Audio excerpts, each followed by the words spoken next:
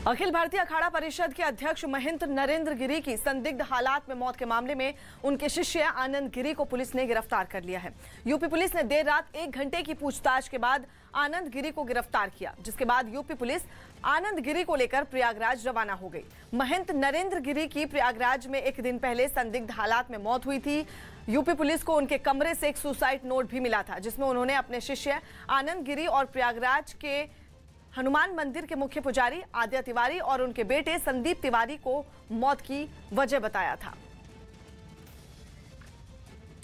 बताया गया कि अखिल भारतीय अखाड़ा परिषद के अध्यक्ष नरेंद्र गिरी और उनके शिष्य आनंद गिरी के बीच लंबे समय से विवाद चल रहा था, लेकिन बाद में इनके बीच समझौता हो गया। तब हरिद्वार से प्रयागराज पहुंचे आनंद गिरी अपने गुरु स्वामी नरेंद्र गिरी के पैरों पर गिरकर उन्होंने माफी भी मांग ली थी, लेकिन अब उनकी संदिग्ध मौत के बाद पुलिस ने आनंद गिरी और हनुमान मंदिर के पुजारी आद्य तिवारी पर शिकंजा कस दिया है। आनंद गिरी को जहां हरिद्वार से गिरफ्तार कर लिया गया, तो वहीं आद्य तिवारी और उनके बेटे संदीप तिवारी को प्रयागराज से हिरासत में ले लिया गया है।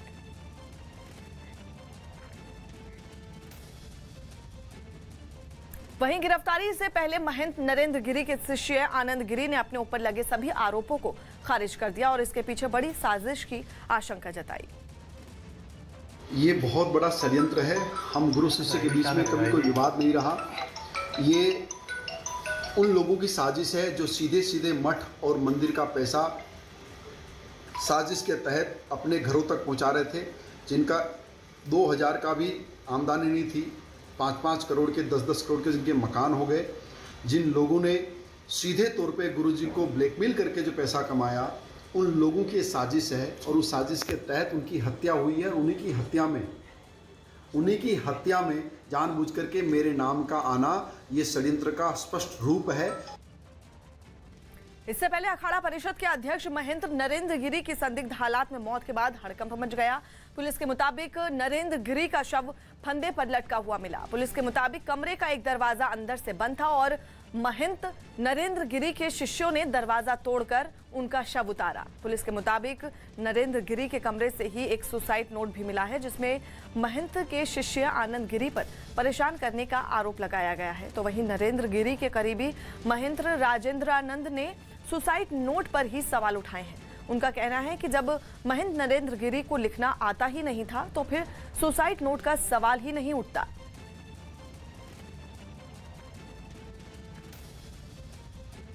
अखिल भारतीय अखाड़ा परिषद के अध्यक्ष महंत नरेंद्र गिरी सोमवार शाम अपने कमरे में ऊपरी मंजिल पर, यही वो जगह है जहां पर संदिग्ध परिस्थितियों में मृत पाए गए थे, और इसके बाद जब शाम 4 बजे वो प्रतिदिन उतरते थे और वो नहीं उतरे तो उनके शिष्यों ने दरवाज़ा खोलने की कोशिश की, और जब दरवाज़ा नहीं खुला तो उनको फ़ोन किया, लेकिन फ़ोन भी जब पिक नहीं हुआ तो दरवाजे को तोड़ा गया और वो पंखे से हैंगिंग अवस्था में पाए गए। उसके बाद उनको शिष्यों ने नीचे उतारा, पुलिस को सूचना दी, लेकिन यहाँ पर चिकित्सकों पहुँचने तक, पुलिस की टीम पहुँचने तक, अधिकारियों के पहुँचने तक उनकी शरीर ठंडी पड़ चुकी थी, यानी उनकी मौत हो गई थी। उनकी मौत की खबर सुनते ही तमाम लोग यहाँ पर पहुँचने लगे और एक तरह से कोहराम मच गया और सभी लोग यहाँ पर पहुँचे, तमाम साधु संत यहाँ पर पहुँचे, आसपास के लोग पहुँचे। अभी आप देख सकते हैं कि किस तरह से यहाँ पर लोगों के आने का सिलसिला जारी है।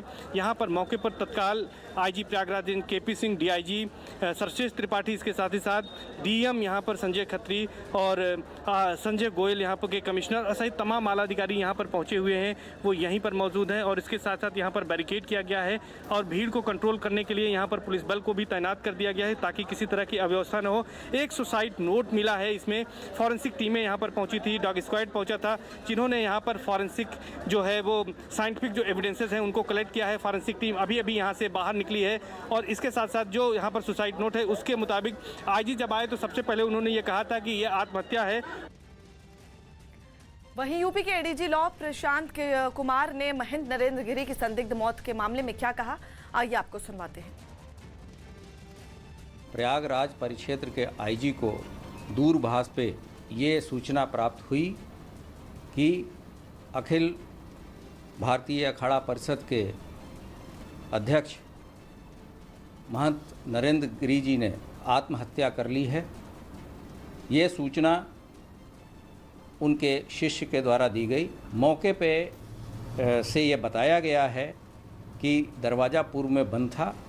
अमूमन 3:30 से 4 बजे के बीच महंत जी खुद निकलते थे जब वो नहीं निकले हैं तो उनके शिष्यों ने दरवाज़ा खटखटाया है और दरवाज़ा खटखटाने के बाद भी जब कोई मूवमेंट नहीं हुआ है तो उन्होंने दरवाज़ा तोड़ा था, जो कि अंदर से बंद था।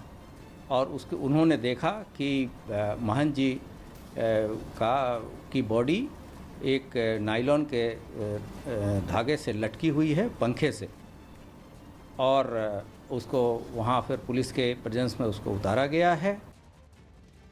अखिल भारतीय अखाड़ा परिषद के अध्यक्ष महंत नरेंद्र गिरी की संदिग्ध हालात में मौत पर संतों ने दुख जताया। उन्होंने क्या कहा, आइए आपको सुनवाते हैं। कैसे हुआ ये कुछ समझ आ नहीं रहा है।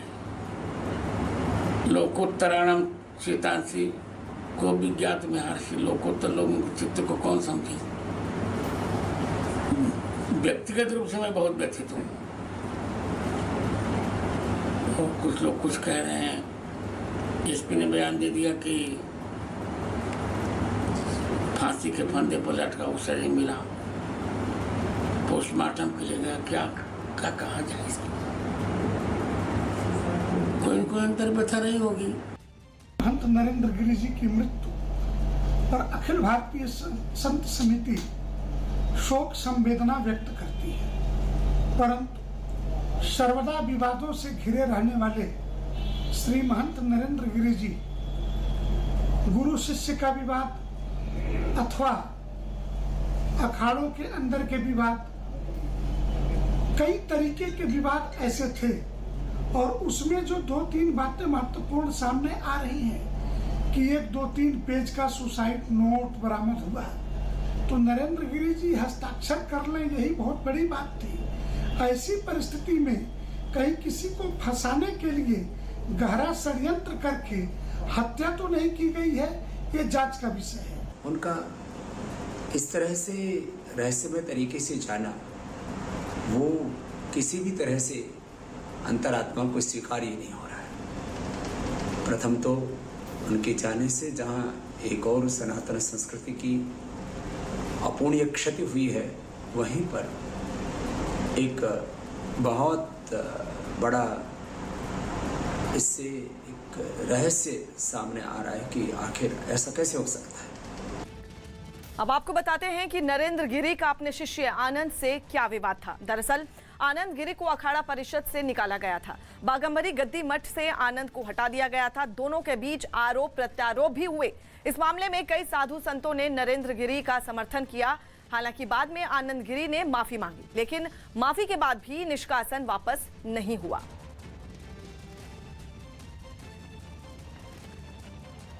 अखिल भारतीय अखाड़ा परिषद के अध्यक्ष महंत नरेंद्र गिरी की प्रयागराज के बागंबरी मठ में संदिग्ध हालात में मौत हो गई है। पुलिस के मुताबिक उनका कमरा अंदर से बंद था। दरवाजा तोड़कर पुलिस अंदर पहुंची, जिसके बाद पुलिस को कमरे से एक सुसाइड नोट भी मिला है, जिसमें उन्होंने अपने शिष्य आनंद गिरी पर गंभीर आरोप लगाए हैं। इसके बाद पुलिस ने आनंद गिरी को गिरफ्तार कर लिया है, जबकि उसने ऊपर अपने लगे सभी आरोपों को खारिज किया है और इस मामले में खुद को फंसाने का आरोप लगाया है। तो वहीं इस मामले में 2 और लोगों को हिरासत में भी लिया गया है। पुलिस ने मामले की जांच तेज कर दी है।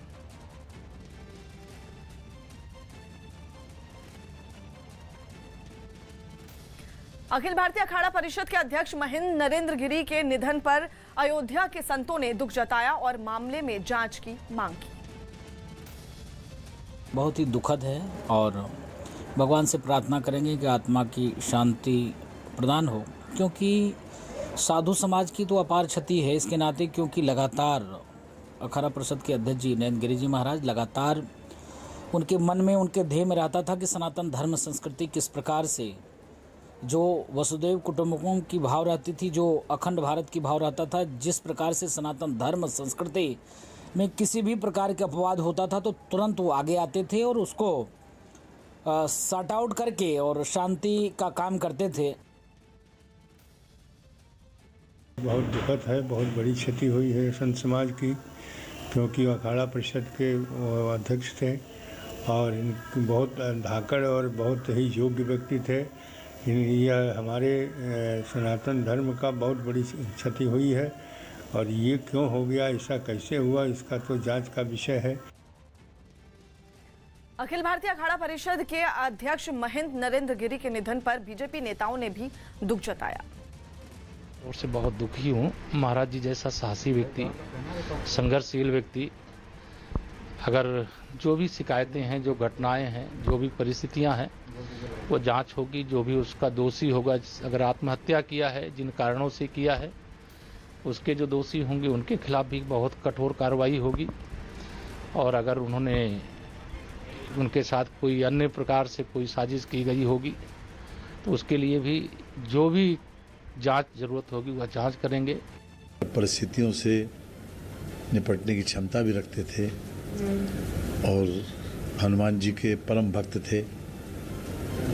जिस प्रकार से उन्होंने कुंभ में अपने व्यक्तित्व और कृतित्व का परिचय दिया, वो हमारे सामने एक उदाहरण था। तो हम तो उसी चश्मे से उनको देख रहे थे कि एक अत्यंत साहसी प्रकृति का व्यक्ति सुसाइड कर सकता है। लेकिन जो समाचार अभी तक मिला है वो चौंकाने वाला है कि नरेंद्र गिरी जैसे महंत ने सुसाइड किया है। ये दुखद घटना है। वो साधु तो थे ही, लेकिन अखाड़ा परिषद के अध्यक्ष थे और अध्यक्ष रहना ये बहुत बड़ी बात होती है। अब किन परिस्थितियों में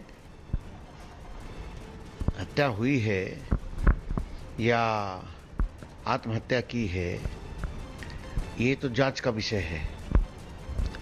लेकिन ये बात सच है कि किसी को बख्शा नहीं जाएगा। पश्चिम बंगाल में हुई जोरदार बारिश से कुछ जिलों में बाढ़ जैसे हालात बन गए। राज्य के जिन शहरों में इस बारिश का सबसे ज्यादा असर देखने को मिला उनमें कोलकाता भी शामिल है, जहां बादल ऐसे बरसे कि शहर के कई इलाकों की सूरत ही बदल गई। लेक गार्डन्स, जो राजधानी कोलकाता के पॉश इलाकों में एक है, वहां की सड़कों पर कई फीट पानी जमा होने से गाड़ियों की रफ्तार थम गई। लोगों का अपने घरों से निकलना तक मुश्किल हो गया। कुछ सड़कों को देखकर तो ऐसा लगा कि वहां नदी बह रही हो। वहां के मकान हो या दुकानें या फिर सड़कें, सभी जगह पानी का कब्जा हो गया। बारिश में कोलकाता पूरी तरह बेहाल हो गया है। सड़कों की तस्वीरें देखिए, चारों तरफ लबालब भरा हुआ पानी और इस पानी से जूझकर लोग जो है वो निकले हैं। इन हालात में वहां के कई लोग अपने घरों से बाहर निकलकर काम पर नहीं जा सके। उनमें टीएमसी सांसद सौगत रॉय भी थे। हालांकि वो थोड़ी देर के लिए अपने घर से बाहर आए और पानी से भरी सड़क पर घूमकर आसपास के लोगों का हाल जाना। प्रोग्राम छिलो सब बातिल कर। कमोबेश ऐसी ही तस्वीरें कोलकाता के गोल्फ ग्रीन्स इलाके से भी सामने आई, जिनमें एक तस्वीर में एक आदमी पानी में फंसकर खराब हो चुके अपने स्कूटर को खींचता हुआ नजर आया। इस दौरान कई गाड़ियां तो पानी में डूबी सड़कों को किसी तरह पार कर गईं, लेकिन पैदल चलने वालों को काफी दिक्कतें हुई। वहीं पश्चिम मेदिनीपुर के लोगों पर तो ये बेहिसाब बारिश कहर बनकर टूटी। वहां जोरदार बारिश की वजह से उफान पर आई नदियों के पानी ने रिहायशी इलाकों में घुसकर लोगों की परेशानी बढ़ा दी। कुछ इलाकों में तो हालात इस कदर बिगड़ गए कि वहां सड़कों पर नाव चलाने की नौबत आ गई। सामने आई तस्वीरों में कई लोग सड़क पर नाव के सहारे आते जाते दिखे।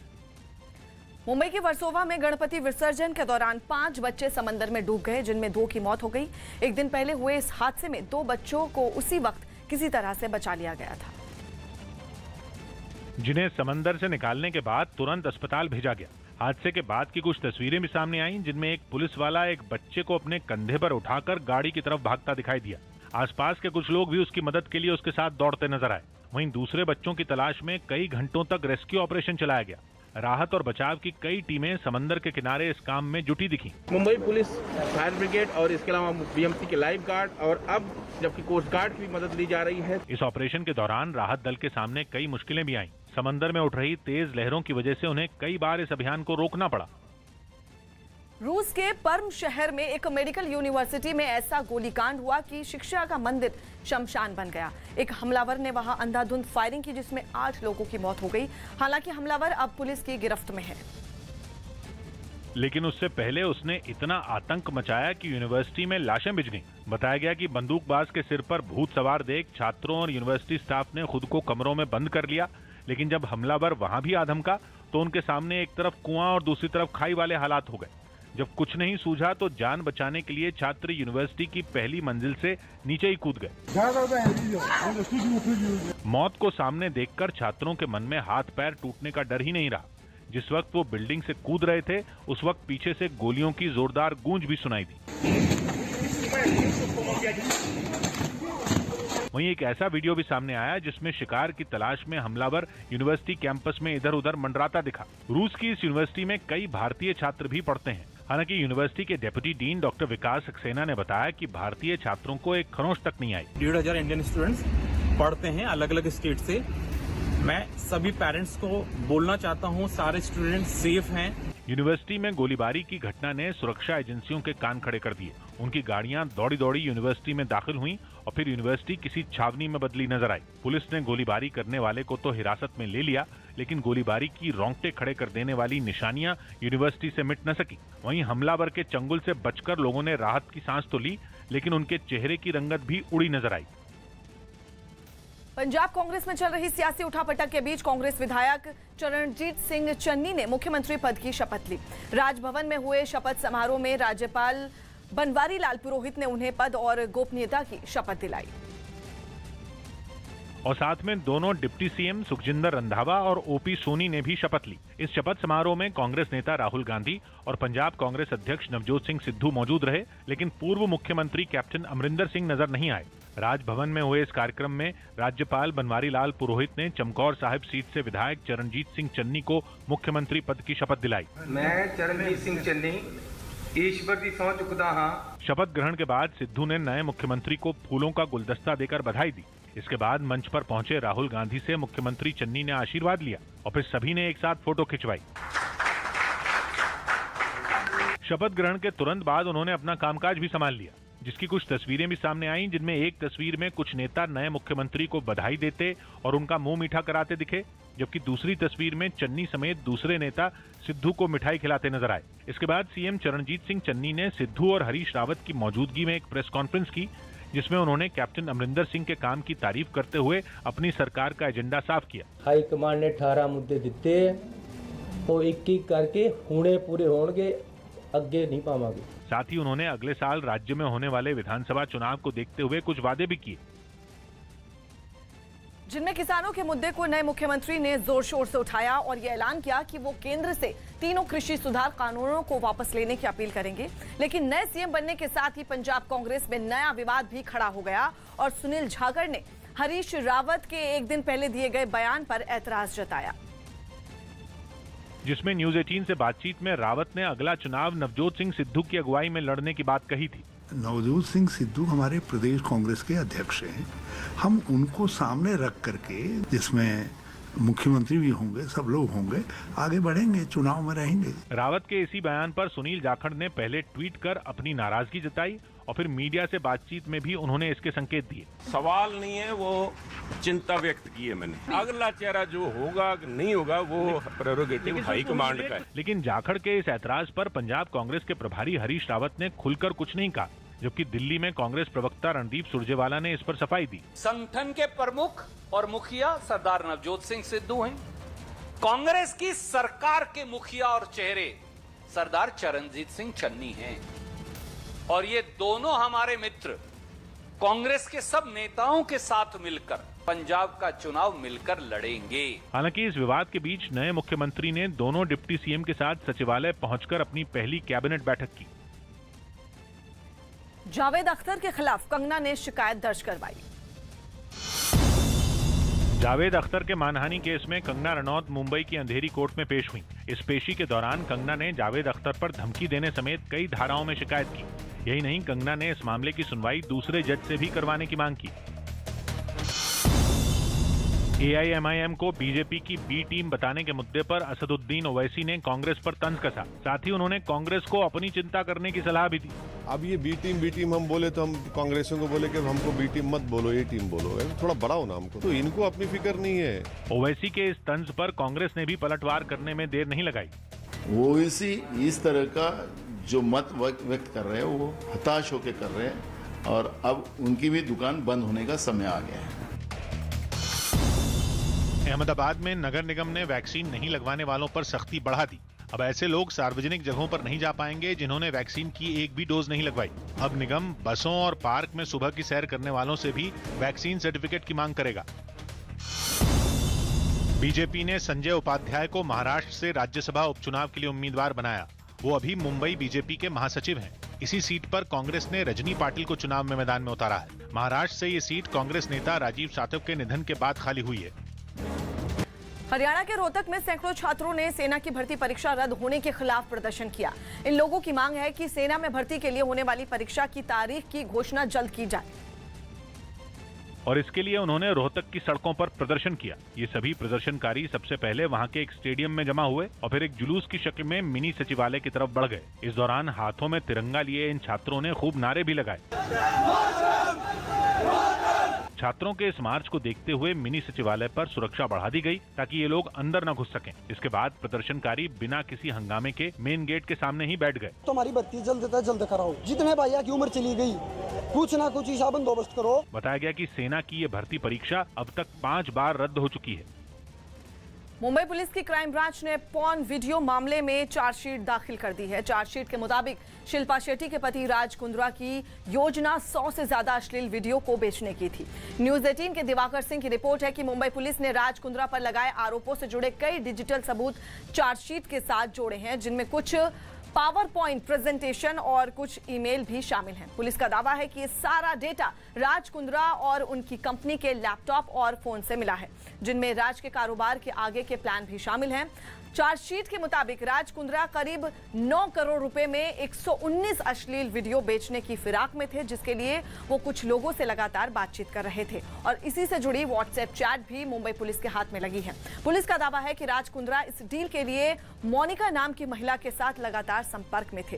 चार्जशीट में दावा किया गया है कि राज कुंद्रा ने हॉट शॉट्स ऐप बंद होने के बाद बॉलीफेम नाम की एक ऐप के जरिए कारोबार को आगे बढ़ाने का पूरा प्लान तैयार कर लिया था।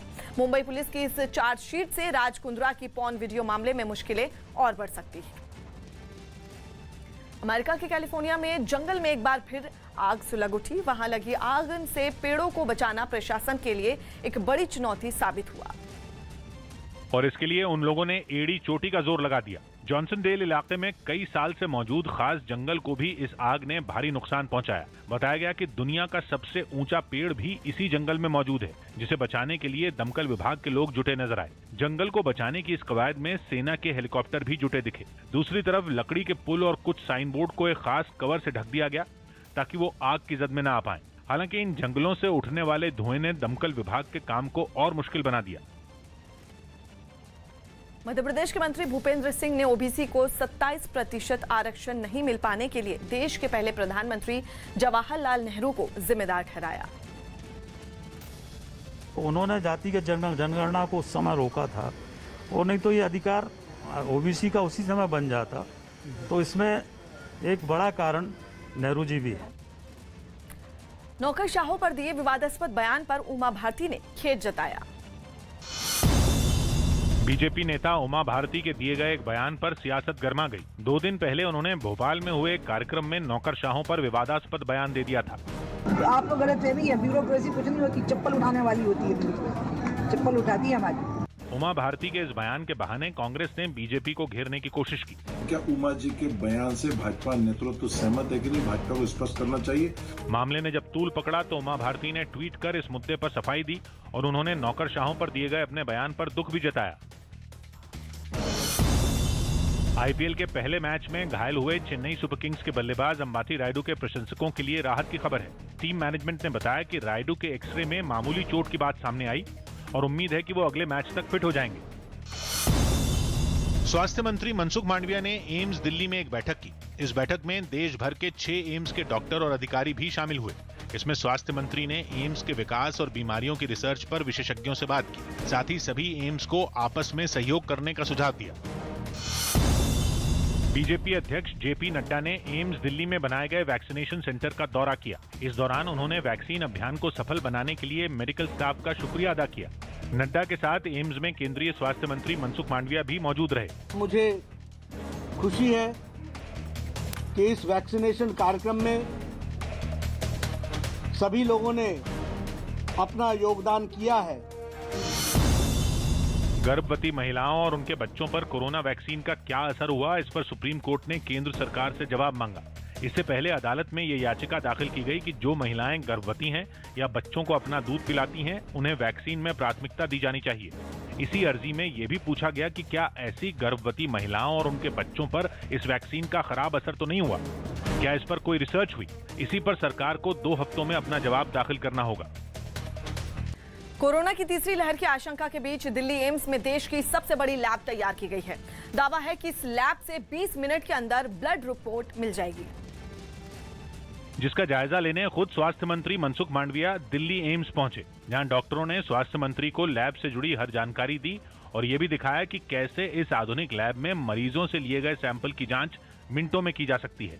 इस मौके पर दिल्ली एम्स के निदेशक डॉक्टर रणदीप गुलेरिया भी मौजूद रहे। जब से ओपन हुआ है तब से दिक्कतें काफी कम हो गई हैं, गलतियां भी यहां से बिल्कुल ना के बराबर आप मान के चलिए, क्योंकि बड़ी बड़ी मशीनें लगाई गई हैं। दावा किया जा रहा है कि एशिया में ये अपने तरह की पहली लैब है जिसमें कोरोना से जुड़ी जांच को फटाफट किया जा सकेगा और ये पता लगाया जा सकेगा कि मरीज के शरीर में कोरोना बीमारी का कितना असर है। लैब में काम करने वाले डॉक्टरों ने बताया कि अभी इस लैब में 70 तरह के ब्लड टेस्ट किए जा रहे हैं। हर सैंपल में एक बारकोड चिपकी होती है, उस बारकोड में उस पेशेंट का आइडेंटिटी होती है और कौन कौन सा टेस्ट मांगा गया है उसका इंफॉर्मेशन उसमें कैप्चर होता है। इस लैब के पूरी क्षमता के साथ काम करने पर एक दिन में 1 लाख से ज्यादा ब्लड टेस्ट किए जा सकेंगे और मरीजों को अलग अलग टेस्ट के लिए इधर उधर चक्कर भी नहीं लगाने पड़ेंगे। गुजरात में लगातार होती बारिश ने लोगों का जीना मुहाल कर दिया है। इससे सबसे ज्यादा नुकसान गुजरात के उत्तरी हिस्से में हुआ। वहां के महिसाणा जिले में इतना पानी भर गया कि लोगों की जान पर बनाई। और इसकी एक डराने वाली तस्वीर सामने आई ऊंझा इलाके से। वहां एक अंडरब्रिज पूरी तरह पानी में समा गया। पानी ने उस अंडरब्रिज और सड़क की सतह को एक बराबर कर दिया, जिसकी वजह से वो किसी तालाब की तरह दिखाई दिया। ऐसा ही हाल शहर के बाकी निचले इलाकों का भी दिखा। कुछ जगहों पर गाड़ियों के पहिए पानी में डूब गए, तो वहीं बाजारों में तो इतना पानी भर गया कि दुकान बंद करने की नौबत आ गई। पूरे शहर में बरसाती पानी नदी की तरह बहता नजर आया, जिसे घुटने तक डूबकर लोगों ने पार किया। चीन पर आंख मूंदकर भरोसा करने का खामियाजा पाकिस्तान को भुगतना पड़ा। न्यूज़ 18 के संदीप बोल की रिपोर्ट है कि चीन की घटिया हथियारों से पाकिस्तान इन दिनों इतना परेशान है कि उसने कुछ हथियारों को लौटा भी दिया है। खबर है कि पाकिस्तान को सबसे ज्यादा परेशानी चीन के हमला करने वाले ड्रोन विंग लॉन्ग 2 से हुई है, जिसे इसी साल उसने चीन से खरीदा था। वो भी एक नहीं बल्कि 4। लेकिन तकनीकी खराबी आने की वजह से ये चारों ड्रोन उड़ने की हालत में नहीं है। बताया गया कि इन ड्रोन का इस्तेमाल पाकिस्तान अफगानिस्तान पर तालिबान के कब्जे के दौरान अपनी सीमा के पास करना चाहता था, जो कामयाब नहीं हो सका।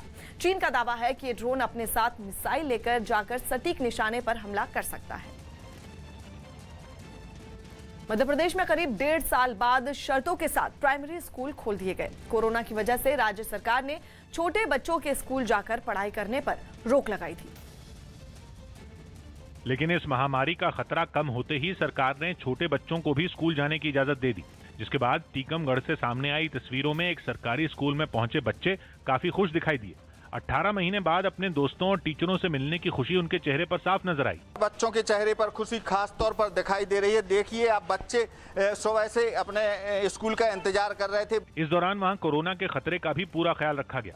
हालांकि ज्यादातर बच्चे घर से ही मास्क पहनकर स्कूल पहुंचे थे, लेकिन जिनके पास मास्क नहीं था उन्हें स्कूल की तरफ से दिया गया। यही नहीं, क्लास में भेजने से पहले सभी बच्चों के हाथों को सैनिटाइज भी करवाया गया। वहीं टीचरों ने भी उम्मीद जताई कि प्राइमरी स्कूल खुलने से बच्चे अच्छी तरह पढ़ाई कर सकेंगे। बच्चे उत्साह में हैं क्योंकि उनको पढ़ने का मौका मिल रहा। इसी तरह की तस्वीरें राज्य के कई दूसरे स्कूलों से भी सामने आईं।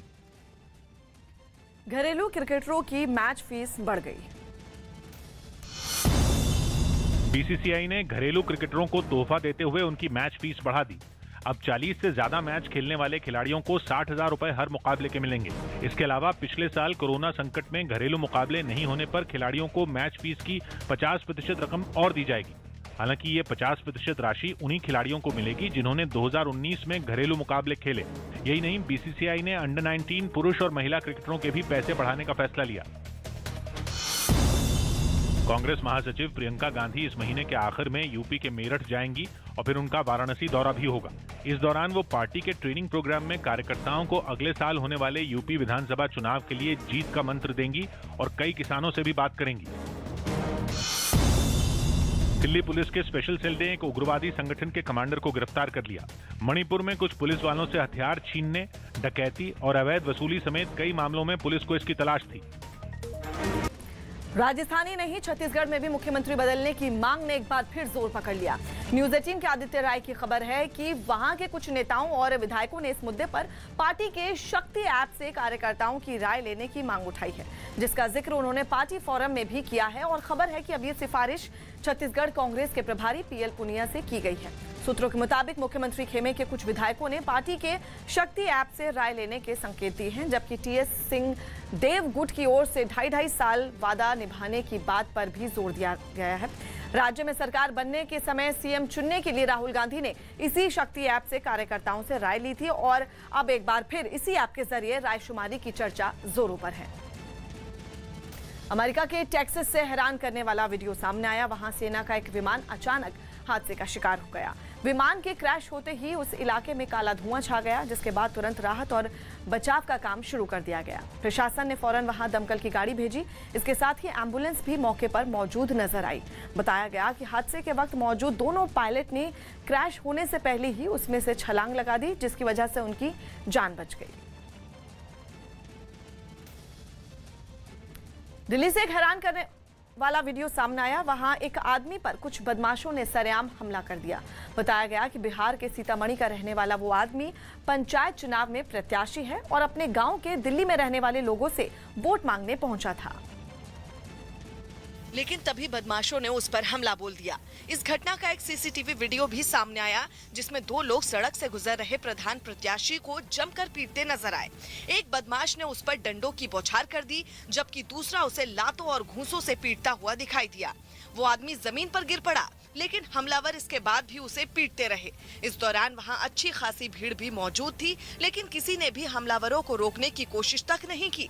काफी देर तक मारपीट करने के बाद हमलावर वहां से फरार हो गए।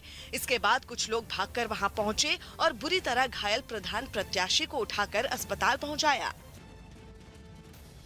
मध्य प्रदेश के खंडवा से हैरान करने वाला वीडियो सामने आया। वहां बाढ़ में फंस गए बच्चों को ट्रैक्टर ट्रॉली से रेस्क्यू करना पड़ा। खंडवा में हुई भारी बारिश के बाद वहां बहने वाले नदी नाले उफान पर आ गए, जिनका बहाव लोगों के लिए मुसीबत की वजह बन गया। वहां से बहने वाली नदी ने तो ऐसा रूप धर लिया कि छोटे छोटे बच्चों की जान सैलाब में ही अटक गई। ये बच्चे स्कूल गए थे, लेकिन नदी में पानी बढ़ने की वजह से वो बाढ़ में ही फंसकर रह गए। बच्चों के फंसने की खबर मिलने पर गांव वाले ट्रैक्टर के साथ वहां पहुंचे और बच्चों को बचाने का काम शुरू किया। बच्चों को रस्सी और बांस की सीढ़ी की मदद से एक-एक कर ट्रॉली में चढ़ाया गया, तब जाकर उन्हें वहां से बाहर निकाला जा सका। खंडवा की कई दूसरी जगहों से भी ऐसी ही रोंगटे खड़े कर देने वाली तस्वीरें सामने आई। बारिश के बाद एक अंडरपास में इतना पानी भर गया कि वो तालाब की तरह दिखने लगा। अंडरपास से बहने वाला पानी ऊपर मौजूद पुल को छूने लगा। बताया गया कि इस अंडरपास में मोटरसाइकिल 2 सवार लोग बह गए, जिनमें एक तो किसी तरह पानी से बाहर निकल आया, जबकि दूसरे का पता नहीं चल सका। अक्टूबर के बाद कोरोना वैक्सीन को विदेश भेज सकेंगी कंपनियां। केंद्र सरकार ने कोरोना का टीका बनाने वाली कंपनियों को अक्टूबर के बाद वैक्सीन विदेश भेजने की मंजूरी दे दी। इससे पहले देश में वैक्सीन अभियान में तेजी लाने के लिए इस पर रोक लगा दी गई थी। इसके अलावा केंद्र सरकार गरीब देशों तक कोरोना वैक्सीन पहुंचाने के लिए भी मदद करेगी। सोनिया गांधी और राहुल गांधी हिमाचल प्रदेश के शिमला पहुंचे, जहां वो कुछ दिन प्रियंका गांधी के घर पर वक्त गुजारेंगे। गुजरात के नए मुख्यमंत्री भूपेंद्र पटेल ने दिल्ली में राष्ट्रपति रामनाथ कोविंद, पीएम मोदी और गृह मंत्री अमित शाह समेत कई नेताओं से मुलाकात की। गुजरात की कमान संभालने के बाद यह उनका पहला दिल्ली दौरा है। रेलवे सुरक्षा बल ने त्योहारों के मौके पर बिहार में आतंकी हमले का अलर्ट जारी किया। इसमें बिहार में सभी जिलों की पुलिस को ज्यादा मुस्तैद रहने के लिए कहा गया। बताया गया कि पिछले दिनों दिल्ली से गिरफ्तार एक आईएसआई एजेंट से पूछताछ के बाद ये अलर्ट जारी हुआ।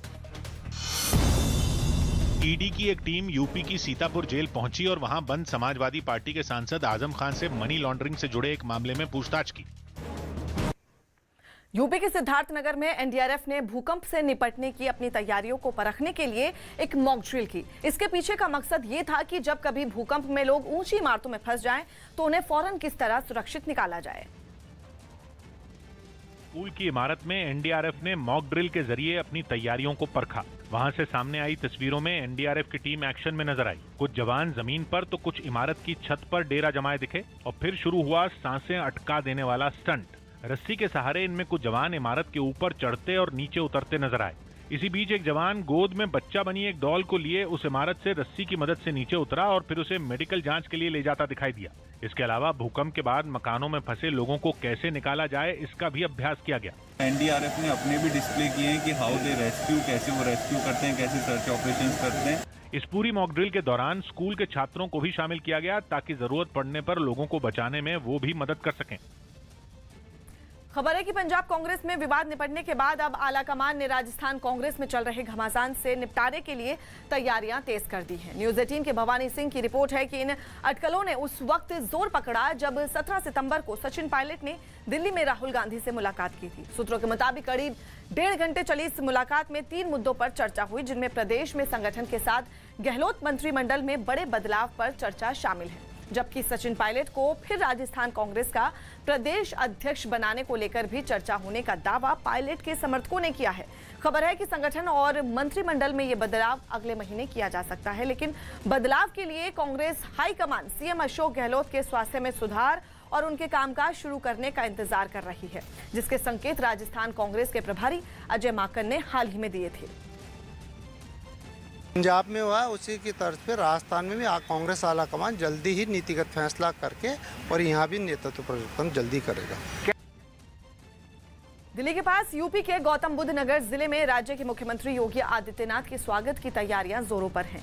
राजा महेंद्र प्रताप नाम पर यूनिवर्सिटी की नींव रख जाट वोट बैंक साधने के बाद बीजेपी की नजर गुर्जर समुदाय पर है। गुर्जर समुदाय के वोट साधने के लिए बीजेपी ने एक बड़ा सियासी दांव चला है, जिसके तहत गुर्जर समुदाय में भगवान की तरह पूजे जाने वाले सम्राट मिहिर भोज की मूर्ति का मुख्यमंत्री योगी आदित्यनाथ अनावरण करेंगे। यहाँ ये मूर्ति लगाई गई है मिहिर भोज पीजी कॉलेज में, जहाँ मुख्यमंत्री के आने की तैयारियां पूरी हो रही हैं। मुख्यमंत्री के स्वागत के लिए सड़कें अभी से पोस्टरों से पटी दिखने लगी हैं। गुर्जर समुदाय के नेता भी दावा कर रहे हैं कि वो पूरे पश्चिमी यूपी में सियासी धमक रखते हैं। हमारी संख्या सहारनपुर, मुजफ्फरनगर, पश्चिमी उत्तर प्रदेश में काफी बड़ी संख्या में गुर्जर विधानसभा सीटों को प्रभावित करते हैं लोग। यशस्वी, तेजस्वी और तपस्वी मुख्यमंत्री योगी आदित्यनाथ जी ऐसे संत महात्माओं की बहुत आदर करते हैं, बहुत सम्मान करते हैं। उसी सम्मान की दृष्टि से लगाई जा रही है मूर्ति। इससे पहले जाट समुदाय को साधने के लिए राजा महेंद्र प्रताप सिंह के नाम पर यूनिवर्सिटी का शिलान्यास करने खुद प्रधानमंत्री यूपी के अलीगढ़ आए थे। और सम्राट मिहिर भोज की मूर्ति के शिलान्यास को भी ऐसी ही कोशिश माना जा रहा है। मिहिर भोज की सल्तनत और उनके राज का इतिहास करीब 1200 साल पुराना है और ऐतिहासिक दस्तावेजों के मुताबिक 836 ईस्वी से 885 ईस्वी तक उन्होंने राज किया, मतलब 49 साल के लंबे वक्त तक उन्होंने महाराज के तौर पर शासन किया।